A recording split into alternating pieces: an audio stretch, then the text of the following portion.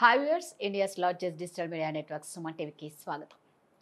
So ఎవరికైనా సరే insurance ఏజెంట్గా చేయాలి అని అనిపిస్తూ ఉంటుంది చాలామందికి. బట్ చాలా క్వశ్చన్స్ మైండ్లో తిరుగుతూ ఉంటాయండి. ఏ కంపెనీలో జాయిన్ అవ్వాలి, క్వాలిఫికేషన్ ఏంటి, అసలు అక్కడ వర్క్ ఎలా ఉంటుంది, నాకేమో ఫుల్ టైం చేయాలని ఉంది, కొంతమందికి ఏమో మేము ఈ జాబ్ చేస్తున్నాం, ఈ బిజినెస్ చేస్తున్నాం, బట్ పార్ట్ టైంగా చేయాలని. సో అంటే టైం అంతా ఇన్వెస్ట్ చేస్తున్నాం, మాకేంటి రిటర్న్స్, మాకేమైనా ట్రైనింగ్ ఇస్తారా? సో ఇలాంటి క్వశ్చన్స్ అన్నిటికీ ఆన్సర్ మనకి ఇవ్వడానికి మనతో ఉన్నారు ఇన్సూరెన్స్ ఏజెంట్ మెంటర్ రామకృష్ణ గారు. నమస్తే అండి. నమస్తే మేడం. ఎలా ఉన్నారండి? I'm fine, thank you. ఒక ఇన్సూరెన్స్ ఏజెన్సీ మెంటర్గా చాలామందికి ఇందాక నేను చెప్పేశాను ఆల్రెడీ, చాలా చాలా సందేహాలు ఉంటాయండి. ఎక్కడికి వెళ్ళి మనం దీనికి క్లారిటీ తీసుకోవాలనేది కూడా కొంతమందికి తెలీదు. అవేర్నెస్ అనేది మన దాంట్లో చాలా మటుకు తక్కువ ఉంటుంది ప్రతి దాంట్లో. అయితే మనం ఫస్ట్ థింగ్ చూస్తే ఎలాంటి కంపెనీలో జాయిన్ అవ్వాలి, తర్వాత ఒక ఏజెంట్ క్వాలిఫికేషన్ ఏముండాలి? ఓకే, అయితే మీరు అడిగినట్టుగా ఎలాంటి కంపెనీలో జాయిన్ అవ్వాలి అన్నారు. అయితే లైఫ్ ఇన్సూరెన్స్ కంపెనీ అయినా, హెల్త్ ఇన్సూరెన్స్ కంపెనీ అయినా, ఆ ఇన్సూరెన్స్ యొక్క ఫైనాన్షియల్ స్టేటస్ ఎలా ఉంది, ఎలాంటి క్రైసిస్ వచ్చినా ఆ కంపెనీ తట్టుకుంటుందా లేదా, ఆ విధంగా చూడాలి. అవైలబిలిటీ, వాళ్ళ నెట్వర్క్ ఎంత ఉంది, అంటే ఎన్ని బ్రాంచెస్ ఉన్నాయి, ఇతను వర్క్ చేసే కంపెనీకి దగ్గర ఉందా లేదా, అది చూసుకోవాలి. లైఫ్ ఇన్సూరెన్స్ వచ్చేటప్పటికి తను ఏదైతే ఇన్సూరెన్స్ కంపెనీలో జాయిన్ అవ్వాలనుకుంటున్నాడు, ఒక్కసారి ఐఆర్డిఏ పోర్టల్కి వెళ్ళేసి మంత్లీ వాళ్ళు చేసే బిజినెస్ ఎలా ఉందో చూసుకోవచ్చు. ఆ పోర్టల్లో ఏ మంత్కి ఇంత బిజినెస్ జరిగింది, ఎంతమంది కస్టమర్స్, ఎంతమంది క్లెయిమ్స్ ఇచ్చారు అనేది ఫుల్ స్టేటస్ ఉంటుంది. సో అందులో మీరు టాప్ 5 కనుక చూసుకున్నాక, లైఫ్ ఇన్సూరెన్స్ ఏంటిది, డెత్ అయినప్పుడు రిస్క్ అని ఇవ్వాలి, లేదా మెచ్యూరిటీకి వచ్చినప్పుడు క్లెయిమ్ మెచ్యూరిటీ అమౌంట్ అని ఇవ్వాలి. అయితే ఆ మెచ్యూరిటీలో ఎంత రిటర్న్స్, ఏ కంపెనీ ఎంత రిటర్న్స్ ఇస్తున్నాయి, సేవింగ్స్ ప్లాన్లో ఎన్ని రకాల ప్లాన్స్ ఉన్నాయి, చిల్డ్రన్ ఎడ్యుకేషన్ అంటారు, మ్యారేజ్ ఎక్స్పెన్సెస్ అంటారు, ఒకటి లంసమ్ అమౌంట్ కావాలనుకుంటారు, ఒక 10 years 20 years తర్వాత ఒక లంసమ్ అమౌంట్ కావాలనుకుంటారు. ఇంకోటి ఏంటిది, పెన్షన్ స్కీమ్స్లో ఉంటాయి, టర్మ్ ఇన్సూరెన్స్ ఉంటాయి. సో వాటన్నిటికీ ఒక 5-6 కంపెనీస్లో మీరు ఎంక్వైరీ చేసుకున్నట్టయితే ఏ కంపెనీ బాగుంది, ఫైనాన్షియల్ ఎంత బాగుందని మీకు ఒక అవగాహన వచ్చేస్తుంది. ఇవి ఫస్ట్ మన కంపెనీస్ ఏంటంటే చూసుకోవాలి. ఆ తర్వాత మనం ఇప్పుడు ఆన్లైన్లో చేసుకోవచ్చా, ప్రతిదీ బ్రాంచ్కే రావాలా, స్కీమ్స్ ఏ విధంగా ఉన్నాయి అనేది చూసుకోవాలి. Health insurance point of view వచ్చేసరికి ఏ కంపెనీ ఎలాంటి క్రైసిస్లో ఎన్ని రకాల క్లెయిమ్స్కి ఎంత అమౌంట్ పే చేస్తుంది, అది కూడా మనకి ఐఆర్డీ వెబ్సైట్లో దొరుకుతాయి. హెల్త్ ఇన్సూరెన్స్ ఒక్కటి ఏంటిదంటే, హాస్పిటల్లో వర్క్ చేసే ఇన్సూరెన్స్ డిపార్ట్మెంట్ వాళ్ళకి చాలా బాగా తెలుస్తుంది ఏ కంపెనీ ఏ విధంగా ఎలా క్లెయిమ్స్ ఇస్తుంది, ఎన్ని రకాల క్వైరీస్ పెడుతుంది, క్లెయిమ్ ఇవ్వకుండా ఎన్నిసార్లు క్వశ్చన్స్ చేయడము అనేది అక్కడ వాళ్ళకి బాగా తెలుస్తుంది. అలా మీరు తెలుసుకోవచ్చు. మీకు ఫ్యామిలీ మెంబర్స్లో కానీ, ఆన్లైన్లో కానివ్వండి, న్యూస్ పేపర్స్లో కానీ, ఆర్టికల్స్లో కానివ్వండి, కంపెనీ యొక్క పర్ఫార్మెన్స్ అనేది బహిరంగంగా డిస్ప్లే చేసేస్తారు. సో కొంచెం మన జాయిన్ అయ్యే కంపెనీ చాలా బాగా చూసుకోవాలి. వెరిఫికేషన్ చేసుకున్నాకనే ఆ కంపెనీ సెలెక్షన్ చేసుకున్నాక, సెకండ్ క్వశ్చన్ మీరు అడిగారు కదా, క్వాలిఫికేషన్ ఏంటి అనేది. ఇందులో ఎడ్యుకేషన్ క్వాలిఫికేషన్ వచ్చేటప్పటికి 10th క్లాస్ ఉన్నా సరిపోతుంది. ఎడ్యుకేషన్ క్వాలిఫికేషన్ కాకుండా తనకు ఒక క్యారెక్టర్ క్వాలిఫికేషన్ ఉండాలి. అంటే సమాజం బాగుంటేనే నేను బాగుంటాను అనే అభిప్రాయం కలిగి ఉన్న వారికి ఈ ఇండస్ట్రీ చాలా బాగా రాణిస్తుంది. సొసైటీకి రెస్పాన్సిబిలిటీ ఉన్నవాళ్ళు, సోషల్గా కనెక్ట్ ఉండేవాళ్ళు, మన ఫ్యామిలీ, మన ఫ్రెండ్స్ మనం చెప్తే వింటారు అనే వాళ్ళకి, సరైన సలహా సరైన టైంలో ప్రతిసారి సలహా ఇవ్వటంలో కానివ్వండి, ఏదైనా ఆపద ఉన్నప్పుడు ఈ వ్యక్తి వస్తాడు వాళ్ళకి, మనకైనా కష్టం వస్తే తను ముందుంటాడు వాళ్ళకి, ఈ ఇన్సూరెన్స్ ఇండస్ట్రీ వాళ్ళని చాలా బాగా రాణిస్తుంది. ఎందుకంటే ఇన్సూరెన్స్ ఇండస్ట్రీ నడిచేది ఎలా ఉంటుందంటే, ఒక వ్యక్తి నమ్మటం వల్లనే తను వాళ్ళ దగ్గర పాలసీని తీసుకుంటారు. ఫస్ట్ నమ్మేది ఆ పర్సన్ని, తర్వాత నమ్మేది కంపెనీని. సో ఇక్కడ ఫస్ట్ కనెక్టివిటీ ఎవరు, ఆ పర్సన్, ఏజెంట్. సో ఆ ఏజెంట్ క్వాలిఫికేషన్స్ మంచిగా, క్యారెక్టర్ క్వాలిఫికేషన్స్ మంచిగా ఉన్నట్టయితే ఇండస్ట్రీకి చాలా బాగా సెట్ అవుతారు. అతను నమ్మే వస్తారు. కంపెనీకి కావాల్సింది ఏంటి, అల్టిమేట్గా నెంబర్ ఆఫ్ ఫ్యామిలీస్కి, హెవీ నెంబర్ ఆఫ్ ఫ్యామిలీస్కి ప్రొటెక్షన్ ఇవ్వడమే ఒక ఏజెంట్ చేయాల్సిన పని. సో అది ఇతను ముందుగానే అధిగమించేస్తాడు. ఇది మెయిన్ క్యారెక్టర్ క్వాలిఫికేషన్ ఉండడం వల్ల ఇన్సూరెన్స్ బాగా రాణిస్తుంది. రైట్. సో ఎడ్యుకేషన్ ఉండాలి, క్యారెక్టర్ క్వాలిఫికేషన్ రెండు ఉండాలి. సో అంటే ఇప్పుడు వీళ్ళు ఏజెంట్గా అసలు ఎలాంటి వర్క్ చేయాలి అంటారు? ఎలా వర్క్ చేస్తుంది అంటే మేడం, లైఫ్ ఇన్సూరెన్స్కి హెల్త్ ఇన్సూరెన్స్ రెండు వేరు ఉంటాయి మేడం. లైఫ్ అనుకోండి ఒకటేసారి క్లెయిమ్ వస్తుంది, హెల్త్ అనుకోండి మల్టిపుల్ టైమ్స్లో ఒకటే ఇయర్లో నెంబర్ ఆఫ్ టైమ్స్ క్లెయిమ్స్ వస్తుంటాయి. లైఫ్లో డెత్ ఆర్ మెచ్యూరిటీ ఈ రెండే ఉంటాయి. ఆ రెండింటికి కేవైసీ ఫామ్స్ ఇచ్చేస్తే డాక్యుమెంట్ ఇచ్చేస్తే సరిపోతుంది. Hmm. వేరే హెల్త్ ఇన్సూరెన్స్కి తను ఎన్ని ల్యాక్స్ పాలసీ తీసుకున్నాడో అన్నిసార్లు క్లెయిమ్స్ వచ్చే అవకాశం చాలా ఉంటాయి. Number of times hospitalization chances ఉంటాయి. ఒక ఫ్యామిలీ నలుగురు దానికి 4 క్లెయిమ్స్ రావచ్చు. ఓకే. సో అందుకే తను టైం అనేది ఎక్కువ ఇన్వెస్ట్మెంట్ చేయాల్సి వస్తుంది. తనకు ఒక కంపెనీ ఒక పాలసీ ఇచ్చారంటే ఆ పాలసీకి క్లెయిమ్స్ వచ్చినప్పుడల్లా తనకి ఇన్సూరెన్స్ అనేది లాస్ అవుతూ ఉంటుంది. ఇప్పుడు ఒక పర్సన్ ఒక వ్యక్తి ఇన్సూరెన్స్ తీసుకున్న వ్యక్తి హాస్పిటల్ క్లెయిమ్ పెట్టారంటే ఇతను ఎంత బిజినెస్ ఇచ్చాడో అతను ఎంత క్లెయిమ్ తీసుకున్నారో దాన్ని బట్టి కూడా తనకి ఇన్సెంటివ్స్ ఇవ్వడం కానీ కమిషన్స్ కట్ చేయడం కానీ జరుగుతుంటాయి అన్నమాట. సో ఈ విషయం కూడా తను తెలుసుకోవాలి. అయితే ఎలాంటి వర్క్ చేయాల్సి వస్తుందంటే హాస్పిటల్లో ఉన్నప్పుడు కాల్స్ స్వీకరించేసి ఆన్సర్ అనేది ఇన్ టైంలో గైడ్ చేసేయాలి. క్యాష్లెస్ క్లెయిమ్కి ఎలా క్లెయిమ్ రావాలో గైడ్ చేస్తూ ఉండాలి. ఏమైనా క్వైరీ వచ్చినప్పుడు ఇన్సూరెన్స్ కంపెనీకి హాస్పిటల్కి అనుసంధానంగా ఈ వ్యక్తి అనేది రెస్పాన్స్ అనేది ఇవ్వాలి. క్యాష్లెస్ రానప్పుడు రీఎంబర్స్మెంట్కి ఇతని దగ్గరుండి క్లెయిమ్ ఇప్పించాలి. క్లెయిమ్ క్యాష్లెస్లో క్లెయిమ్ రాలేదు, రీఎంబర్స్మెంట్లో క్లెయిమ్ రాలేదు, కంపెనీ తరపున మిస్టేక్ ఉంది, ఒక కస్టమర్ నష్టపోయాడు కాబట్టి ఇతను ఆంబుడ్స్మన్లో కేసు వేయించి ఆ కస్టమర్కి న్యాయం జరిగే విధంగా కూడా ఏజెంట్ రెస్పాన్సిబిలిటీగా తీసుకోవాలి. అలా తీసుకునే వాళ్ళు మాత్రమే ఈ ఇన్సూరెన్స్ ఏజెంట్కి జాయిన్ అవ్వాలి. నేను ఏజెంట్ జాయిన్ అయ్యాను, పర్సన్ మీకు ఆ కంపెనీకి అప్పచెప్పాను, ఇంతేనా పని అంటే కాదు. ఎటుబడి ఇతని దగ్గర పాలసీ తీసుకున్న వ్యక్తికి క్లెయిమ్ ఇప్పించే పూచి ఆ ఏజెంట్ కాబట్టి ఈ క్వాలిఫికేషన్ ఉన్న వాళ్ళు మాత్రమే ఈ ఇన్సూరెన్స్ ఏజెంట్కి జాయిన్ అవ్వాలి.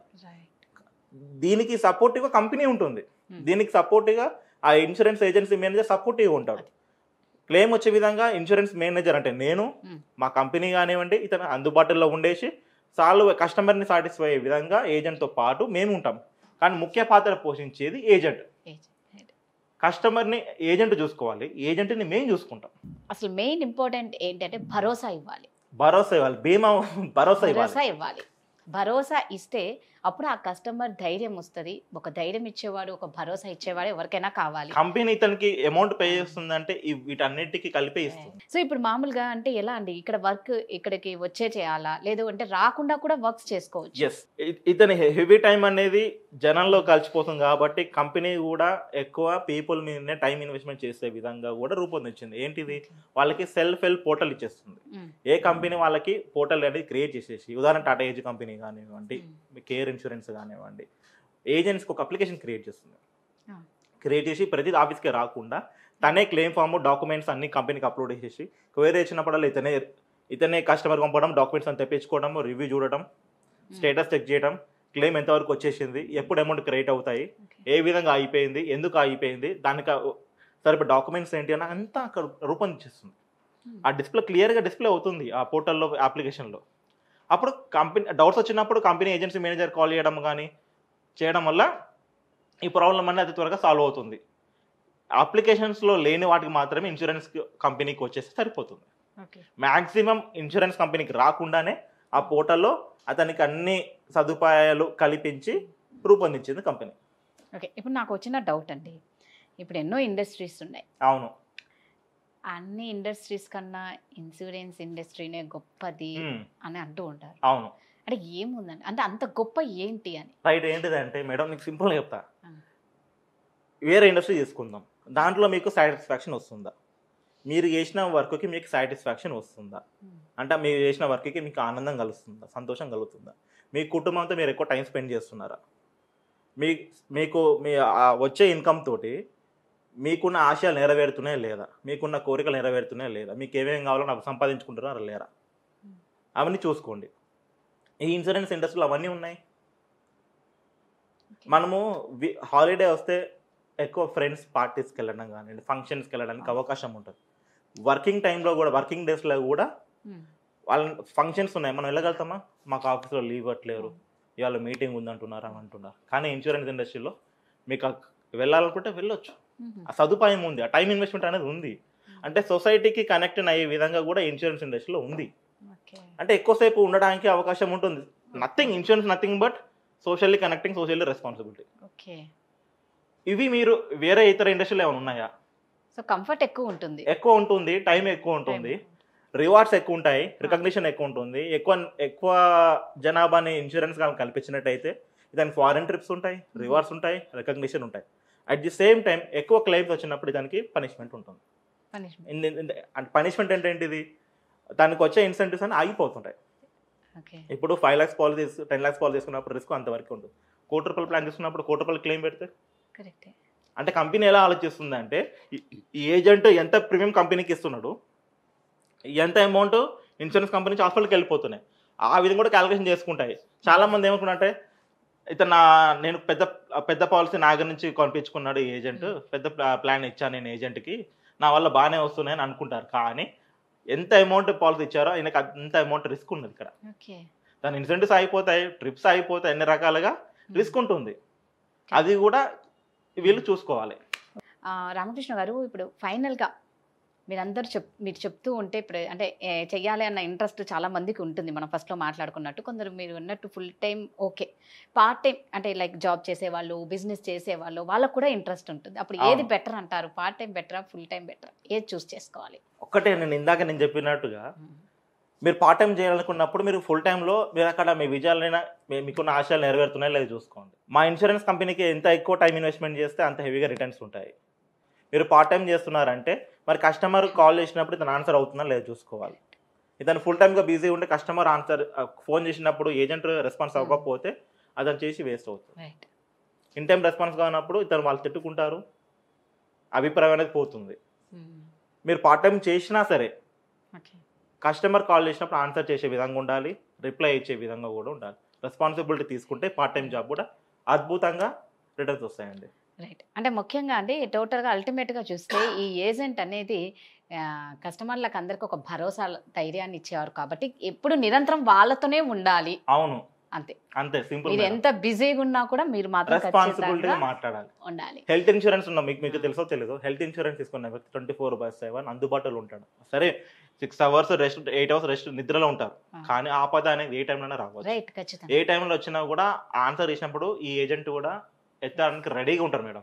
ఫుల్ టైం చేసే వాళ్ళకి, పార్ట్ టైం చేసిన వాళ్ళకి సొసైటీ ఇందాక నేను అన్నదే అన్నాను, క్యారెక్టర్ క్వాలిఫికేషన్ అని చెప్పేసి అన్నాను.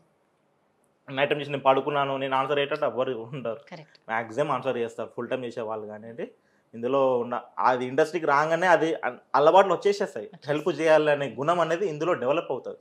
సో ఆన్సర్ చేసుకుంటూ ఉంటారు. ఒక చిన్న ఎగ్జాంపుల్, ఒక వ్యక్తికి యాక్సిడెంట్ జరిగింది. యాక్సిడెంట్ జరగానే వాళ్ళ కుటుంబ సభ్యులకి ఆ పోలీసు దగ్గర ఉన్న పోలీసు ఇన్ఫార్మ్ చేయడం వల్ల ఆ పర్సన్ వచ్చేసారు. రాగానే ఫస్ట్ ఏం చేస్తారు, 104 అంబులెన్స్ కాల్ చేస్తారు. ఆ తర్వాత ఇన్సూరెన్స్ తన కాంటాక్ట్ లిస్ట్ ఉన్న ఇన్సూరెన్స్ ఏజెంట్కి కాల్ చేస్తారు. ఆ తర్వాతనే భగవంతుడా మమ్మల్ని మీరే కాపాడాలి, ఎలాంటి కీడు జరగవద్దు, ముదుపు ఎలా ఉన్నాడు ఇప్పుడు అలానే ఉండాలి అని కోరుకుంటారు. అంటే భగవంతుడి కంటే ముందు ఇతను ఇన్సూరెన్స్ ఏజెంట్కి కాల్ చేశారు. ఇంతకన్నా ఆ వ్యక్తి ఇన్సూరెన్స్ ఏజెంట్కి ఇంతకన్నా ఇంకేం సంతోషం కల్పిస్తుంది అంటే భగవంతు మీద పెట్టే రెస్పాన్సిబిలిటీ కానీ ఏజెంట్ మీద రెస్పాన్సిబిలిటీ హెవీగా ఉన్నది. ఏజెంట్కి తన జీవితానికి ఒక అర్థం అనేది ఈ విధంగా వస్తుంది. అందుకే ఈ ఎవరైతే ఇన్సూరెన్స్ కంపెనీలో ఫుల్ టైమ్ జాబ్ చేస్తారో వాళ్ళకి రిటర్న్స్ అనేది కూడా ఆ విధంగానే ఉంటాయి. సో రామకృష్ణ గారు చాలా తెలియని విషయాలన్నీ చాలా చక్కగా నీట్గా అంటే నెక్స్ట్ ఫ్యూచర్లో ఏం జరుగుతుంది అన్నది కూడా కళ్ళకు కట్టినట్టుగా చెప్పారు. థ్యాంక్ యూ అండి. ఇంకా ఏమన్నా చెప్పదలుచుకున్నారా ఫైనల్? నేనేం చెప్పదలుచుకున్నట్టే మేడం, ఎవరైతే ఇన్సూరెన్స్ ఏజెంట్గా జాయిన్ అవుతున్నారో ఫస్ట్ ఒక కంపెనీ స్టేటస్ తెలుసుకోండి. మీరు నాకు కాల్ చేసినా సరే నేను మీకు క్లియర్ గైడెన్స్ నేను ఇస్తాను. నేను morning 9 AM to evening 6 PM వరకు అవైలబిలిటీ ఉంటాను. వాట్సాప్లో రిప్లై ఇవ్వండి, నేను రిప్లై ఇస్తూ ఉంటాను. ఇంకోటి ఇన్సూరెన్స్లో ఉండే ప్రొడక్ట్స్ అన్నిటికీ నేను నాలెడ్జ్ నేను ఇస్తాను, ట్రైనింగ్స్ అన్ని ఇవ్వడం జరుగుతుంది. వాళ్ళకి ఇండిపెండెంట్గా ఏజెంట్గా వర్క్ అయ్యే విధంగా నేను చూసుకుంటాను. వాళ్ళని చూసుకుంటూ ఇంతకుముందు ఇన్కమ్ నా దగ్గర రాకముందు వాళ్ళ ఇన్కమ్ స్థాయి ఏంటిది, నా దగ్గరకు వచ్చినాక వాళ్ళ ఇన్కమ్ స్థాయి ఏంటి కూడా వాళ్ళు వెరిఫై చేసుకోవచ్చు. ఆ విధంగా నేను చూసుకుంటాను, నేను భరోసా కూడా ఇవ్వగలుగుతాను. నాకు వాళ్ళకి జస్ట్ టైం ఇన్వెస్ట్మెంట్ ఇవ్వాలి. నేను మీటింగ్స్ పెట్టినప్పుడు ఆన్లైన్లోనే వాళ్ళ అవైలబిలిటీ ఉంటే సరిపోతుంది. ఇండిపెండెంట్ వర్క్ అయ్యే విధంగా నేను చూసుకుంటాను వాళ్ళని. ఇది మేడం, ఇంకెంతకన్నా ఎవరిస్తారండి భరోసా. సో ఎవరైనా సరే ఇంట్రెస్ట్ ఉన్న వాళ్ళు ఖచ్చితంగా సార్ని కాంటాక్ట్ అవ్వండి. మంచిగా మీరు అన్నారు కదా గొప్ప అవకాశాన్ని పొందండి. ఎస్, థ్యాంక్ యూ అండి. Thank you so much.